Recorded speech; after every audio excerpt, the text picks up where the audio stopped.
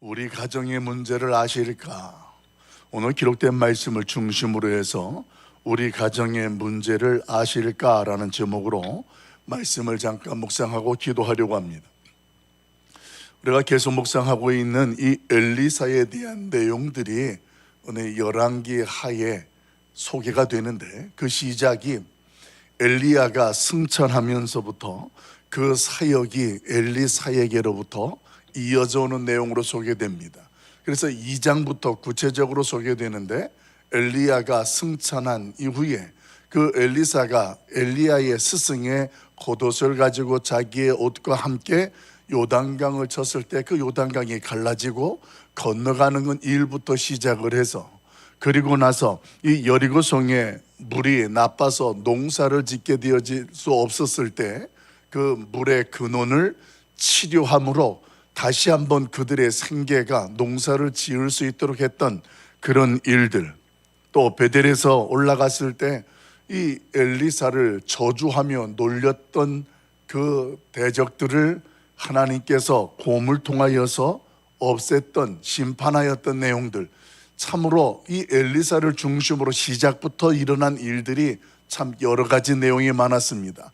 그러다가 3장에 이르러서 지난 주일날 묵상했던 것처럼 이 여호람을 중심으로 해서 연합군이 모압군과 전쟁을 치르게 되는데, 메마른 골짜기에 이 개천을 파라는 상황과 안 맞는 말씀 속에서도 그 말씀에 순종함으로 나아가는 그 모습을 보시며, 그 메마른 골짜기에 물이 넘치게 되어서 승리를 하게 하였던 그 하나님의 역사도 엘리사를 중심으로 해서 그 엘리사가 하나님의 말씀을 전하고 그 말씀 앞에 일어났던 역사였습니다. 그리고 또 이어지는 내용이 4장입니다. 이 4장 내용에도 보면 하나님께서 엘리사를 통하여서 이제 어떻게 역사하냐면 이스라엘 백성들의 개인적인 문제입니다. 이제는 어떤 나라적인 부분 것보다는 개인적인 그 사람들의 문제를 어떻게 하나님께서 역사하시고 또 은혜를 베푸셨는가, 대략 한 5가지의 기적들이 앞으로 이어지게 됩니다. 그 중에 하나가 여러분이 알고 있는 오늘 본문의 내용과 함께 또 나아만 장군의 이야기도 나오고, 아무튼 앞으로 소개되어지는 이 5번의 기적들이 과연 하나님은 엘리사를 통하여서 이 시대에 살아가는 우리에게 무엇을 말씀하시는가? 오늘 기록된 말씀 열왕기 4장 1절부터 7절까지 있는 말씀을 중심으로 해서 한 번 더 구체적으로 나눠보려고 합니다. 그 첫 번째 5가지 기적 가운데의 내용이 무엇이냐면 경제적인 문제입니다. 경제적인 위기에 닥치고 있었던 한 가정의 이야기인데, 그 가정은 보통 가정이 아니라 선지자 훈련을 받고 있는 생도의 가정이었습니다. 그러니까 조금 더 관심이 집중적으로 들어가요. 생도의 가정인데 문제는 그 남편이 죽었습니다. 남편이 죽고 2 아들과 그 사모만 같이 남아서 있는데, 이 경제적인 어려움을 겪는 가운데에 이 엘리사를 찾아오게 되는 것입니다. 자녀들이 빚준 사람의 종으로까지 끌려가야 되는 현실 속에 우리가 이 상황 가운데 어떻게 하면 좋겠는가? 그래서 이 엘리사에게 찾아와 도움을 받게 되는데요, 우리 1절 내용을 한 번 더 읽어보도록 합니다. 열왕기하 4장 1절 말씀 같이 봅니다. 선지자의 제자들의 아내 중에 한 여인이 엘리사에게 부르짖어 이르되, 당신의 종 나의 남편이 이미 죽었는데 당신의 종이 여호와를 경외한 줄은 당신이 아시는 바니이다. 이제 빚준 사람이 와서 나의 2 아이를 데려가 그의 종을 삼고자 하나이다 하니. 아멘. 여러분, 여기서 저와 여러분이 주목해야 될 것이 뭐냐면, 그 1절에 소개되어지는 그 가정을 뭐라고 지금 소개하고 있느냐라는 거예요. 그 가정을 성경은 어떻게 소개하고 있어요? 여호와를 경외하는 가정이었다, 이렇게 이야기하는 거예요. 사실은 이런 말씀이 소개될 때마다 저와 여러분이 이 말씀을 대할 때 참 속에서 안타깝기도 하면서 받아들이기가 쉽지가 않습니다. 어떤 생각이 들기 때문에 그럴까요? 하나님, 적어도 다른 가정들보다 하나님을 경외하는 가정이라면 이런 어려운 문제가, 특히나 이 경제적으로 어려움을 당하는 이런 현실 속에 하나님이 좀 직접 개입하시면, 문제를 해결해 주시면, 이런 우리 안에서의 그런 바램들이 있기 때문에 이런 일들에 대해서 더더군다나 사실 쉽지 않습니다. 그런데 더더군다나 더 우리가 집중하게 되는 것은 뭐냐면, 일반적인 가정도 아니고 하나님을 경외해서 오늘 그 남편이 선지자교까지 들어갈 정도입니다. 요즘 말로 말하면 우리 교회의 목회자들이 결혼을 하고 자녀들이 있지만 이제 대학원에서 신학을 공부하고 또 현장에서 목회를 배우는 과정 속에 여러 가지 자신들의 모든 것들을 다 멈추고 하나님 앞에서 열심히 헌신을 하려고 살아가고 준비하는 과정에 있는 가정들인데, 그런데 그런 가정들 가운데에 누구보다도 하나님을 경외하는 가정에 왜 이런 어려운 문제가 일어나게 되고 생겼느냐라는 것입니다. 적어도 목회를 준비하는 가정이라면 하나님이 책임을 져 주셔야 되지 않을까, 이런 생각들이, 물론 목회자인 저를 중심으로 해서 여러분들도 동일한 생각을 가지게 될 것입니다. 자, 그런데 여러분, 오늘 이런 경제적인 문제는 누구에게나 일어날 수 있다라는 사실로 먼저 접근을 해야 됩니다. 목회자의 가정, 목회자의 길을 준비하는 자의 가정에만 일어나는 일이 아니라 예수 그리스도를 믿는 사람도 안 믿는 사람도 이런 경제적인 문제와 위기는 찾아올 수 있다라는 이야기입니다. 그래서 본문 속에서 왜 이런 경제적인 문제가 생겼는가 보다 무엇에 더 집중을 해야 하냐면, 이 문제를 통해서 하나님께서는 무엇을 말씀하시려는 의지가 있는가, 이것을 저와 여러분이 더 집중한다면 경제적인 위기는 배경이 될 뿐이고 그 상황과 배경 가운데에 하나님께서 역사하시고 하나님이 말씀하시는 음성을 보고 깨닫게 될 줄로 믿습니다. 자, 그럼 구체적으로 한번 말씀을 잠깐 나눠볼까요? 자, 2절 말씀, 오늘 그 문제 앞에서의 반응에 대해서 한번 우리가 집중해 봅시다. 2절 같이 읽어봐요. 시작. 엘리사가 그에게 이르되 내가 너를 위하여 어떻게 하랴? 내 집에 무엇이 있는지 내게 말하라. 그가 이르되 계집종의 집에 기름 한 그릇 외에는 아무것도 없나이다 하니. 아멘. 여러분, 지금 엘리사와 그 아내 여인과의 대화의 내용이 2절에 소개됩니다. 그런데 그 2절 내용이 이 시대에 또 당시에 엘리사를 통하여서 하나님이 말씀하시는 확실한 의지가 포함이 되어 있습니다.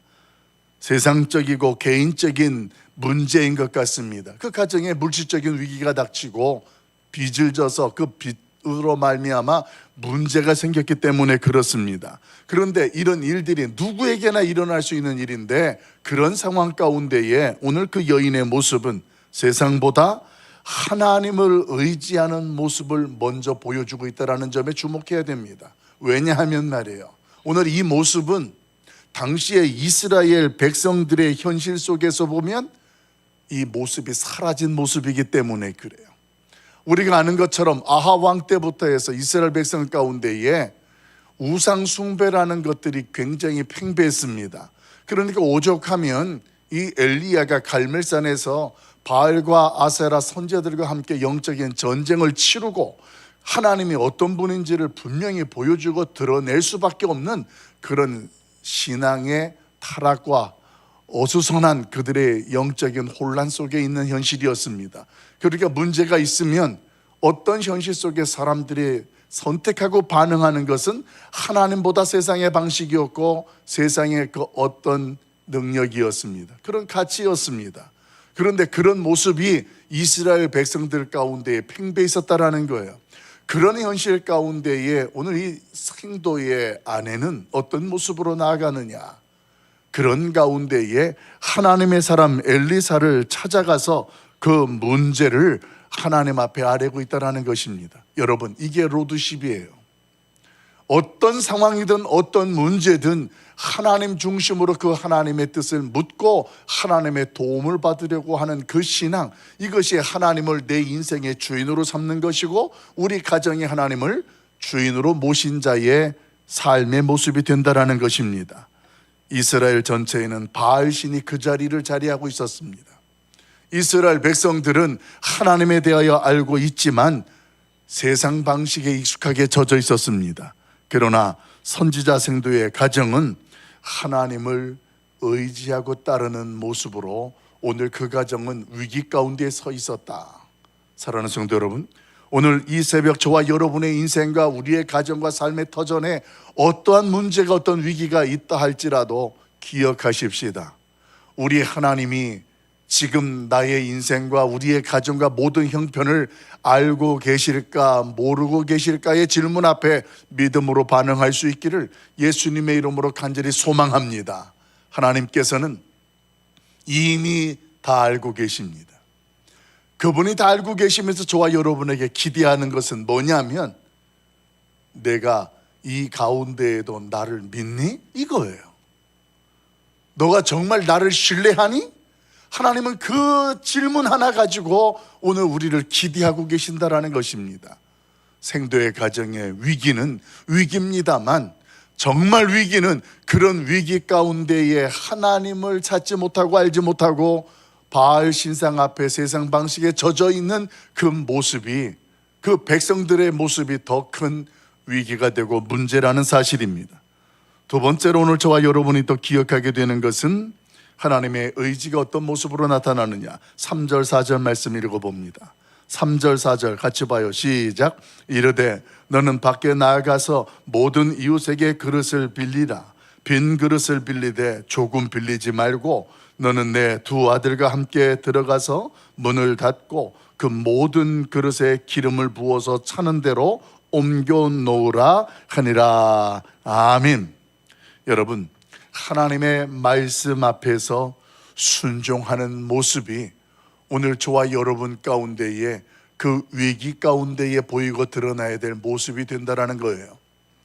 본문이 소개해 주는 것처럼 이 가정은 이미 사람들로 하여금 빚쟁이라는 인식이 되어졌을 것입니다. 남편도 잃고 두 아들과 함께 살아가면서 그 과정 중에 갖게 되었던 이 빚을 어떻게 해결하면 좋을까?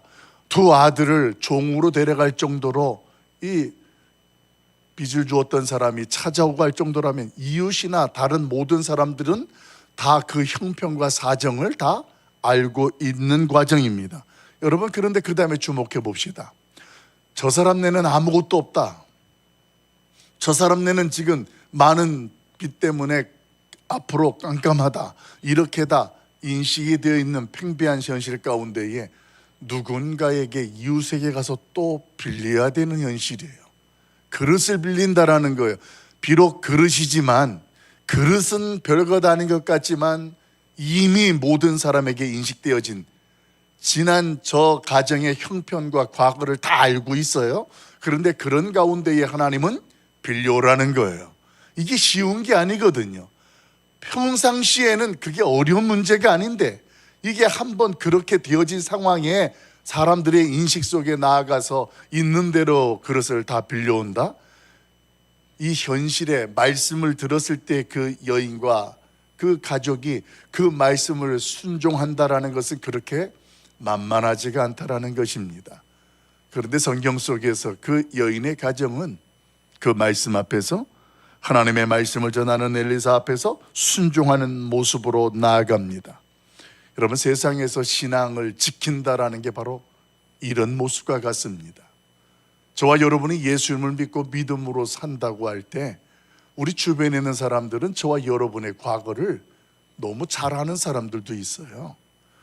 자네가 예수를 믿는다면 나는 안 믿겠네. 그 정도의 부끄러운 과거가 있는 사람들도 있잖아요.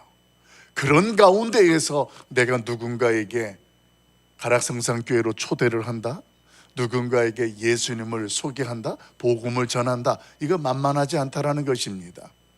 그런 현실 가운데에 나도 지나치고 싶고 나도 그 말씀 앞에 무시하고 싶은데 하나님의 말씀이 주어졌을 때 오늘 우리의 인생은 어떻게 반응을 하느냐라는 이야기입니다.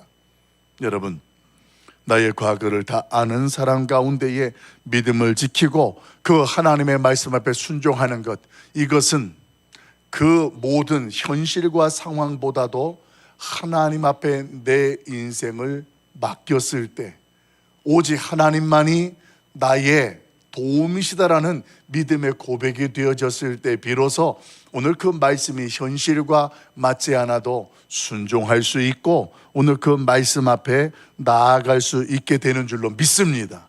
하나님이 원하시는 믿음이 바로 이거예요. 앞으로 여러분들이 말씀을 묵상할 때에 반복적으로 느껴지는 단어가 하나 있을 겁니다. 그게 순종이라는 단어예요.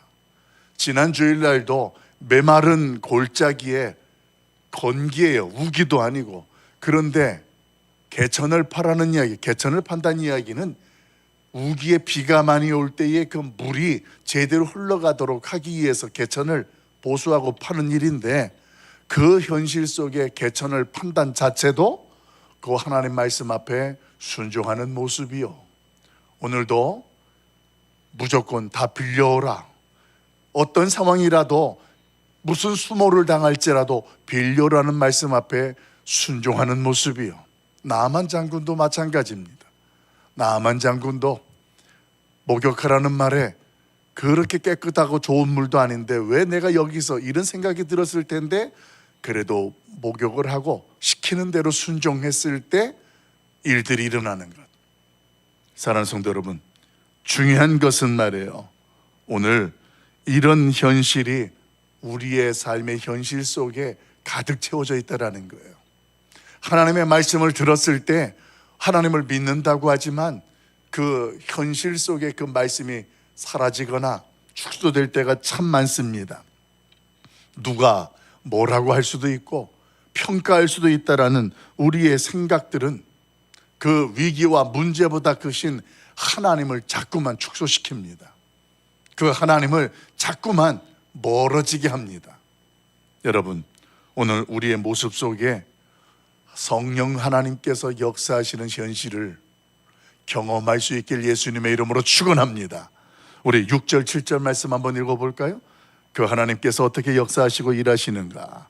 6절 7절 말씀 같이 봐요. 시작. 그릇에 다 탄지라 여인이 아들에게 이르되 또 그릇을 내게로 가져오라 하니 아들이 이르되 다른 그릇이 없나이다 하니 기름이 곧 그쳤더라. 그 여인이 하나님의 사람에게 나아가서 말하니 그가 이르되 너는 가서 기름을 팔아 빚을 갚고 남은 것으로 너와 내 두 아들이 생활하라 하였더라. 아멘. 오늘 이 6절 7절 내용을 보게 되어지면 신약에 익숙했던 사건이 하나 떠오르지 않습니까? 신약에 여러분 오병이어 사건이 기억나시죠? 어린아이의 도시락 하나를 가져왔는데 이것이 5천 명이 넘는 사람을 먹고 아주 많은 광주리에 음식이 남았던 사건, 이 오병이어 사건이 구약에도 보게 되어지면 그 여인의 집에 기름 한 병뿐이 없다는 이야기가 분명히 소개되어지는데 그 이웃에서 빌릴 수 있는 그릇은 다 빌려와라 그래서 문을 닫고 그 다음 그 기름을 채우기 시작을 하는데 그 모든 기름이 그릇에다 채워진 거예요. 이런 내용들을 오늘 6절 7절에서는 분명하게 선언해주고 있습니다. 여러분, 오늘 이 말씀을 통하여 하나님께서 나에게 원하시는 것이 무엇일까요? 하나님의 말씀을 들어도 주저하는 나의 모습이라면 오늘 그 말씀 앞에 여러분 믿음으로 도전하고 반응하길 예수님의 이름으로 간절히 축원합니다. 우리가 위기라고 닥치고 있는 그런 문제, 여러분만 혼자 끙끙끙끙 앓고 있는 것 같지만 중요한 것은 하나님은 다 이미 알고 계시다는 사실도 기억하실 수 있기를 예수님의 이름으로 소망합니다. 그분이 다 알고 계신 거예요. 그럼 그분이 기대하는 게 뭘까? 아주 단순해지는 거예요. 입으로만 내가 하나님 앞에 아멘 하는 것이 아니라, 믿는다고 하는 것이 아니라 사람들의 시선이 두렵고 상황이 상식적으로 맞지 않는다고 할지라도 하나님의 말씀 앞에서 오늘 나의 믿음이라면 어떻게 할까? 여러분, 이 새벽 기도할 때에 우리의 믿음을 하나님 앞에 보일 수 있기를 예수님의 이름으로 소망합니다. 세상의 방식이나 가치로 판단해서 계산하지 맙시다. 오늘 성경이 이 생도의 가정을 통하여 보여주는 내용이 그렇습니다. 또 앞으로 소개되어질 내용이 그렇습니다. 세상의 방식으로는 도무지 이해가 안 되는 방식이에요. 도무지 불가능해 보이고 우스꽝스러운 일들이 될 수도 있습니다. 그런데 하나님은 그런 모습과 그런 일들을 통하여서 이 시대에도 우리의 믿음을 보시고 역사하시고 그 하나님이 오늘도 우리를 돌보시고 인도하시는 줄로 믿습니다. 이 새벽 기도할 때에 우리의 가정을 내어놓고 기도하고 또 우리의 기도 제목을 내어놓고 기도합시다. 이미 모든 것을 다 알고 계신 하나님 앞에 우리의 믿음을 보이고 믿음을 내려놓으면 우리 하나님께서 그 믿음을 보시고 우리가 알 수 없는 것들도 경험하게 하시고 우리 하나님이 역사하시고 은혜 베풀어 주실 줄로 믿습니다.